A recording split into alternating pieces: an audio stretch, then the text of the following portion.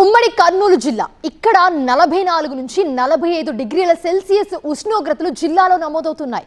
మంత్రాలయం మండలం వగరూరు గ్రామంలో వడదెబ్బకు నిన్న ఒకరు మృతి చెందారు. ఉష్ణోగ్రతలపై మరిన్ని వివరాలు మా స్పెషల్ కరెస్పాండెంట్ నాగిరెడ్డి అందిస్తారు.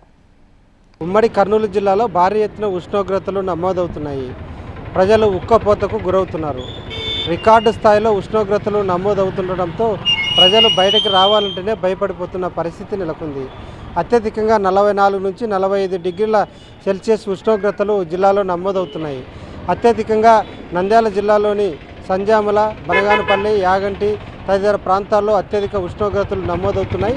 ఇటు కర్నూలు జిల్లాలో కూడా కోడుమూరు, గోనెగండ్ల, ఎమ్మిగనూరు, ఆదోని తదితర ప్రాంతాల్లో అత్యధిక ఉష్ణోగ్రతలు నమోదవుతున్నాయి. అత్యవసరమైతే తప్ప ఎవరు కూడా బయటికి రావద్దని చెప్పి జిల్లా కలెక్టర్ డాక్టర్ సిరి హెచ్చరించిన పరిస్థితి ఉంది. ఒకవేళ అత్యవసర పరిస్థితుల్లో రావాల్సి వస్తే తగిన జాగ్రత్తలు కూడా తీసుకోవాలని హెచ్చరిస్తున్న పరిస్థితి ఉంది. ఇది ఇక్కడి తాజా పరిస్థితి. కెమెరా పర్సన్ వీరేష్తో నాగిరెడ్డి, TV9 కర్నూలు.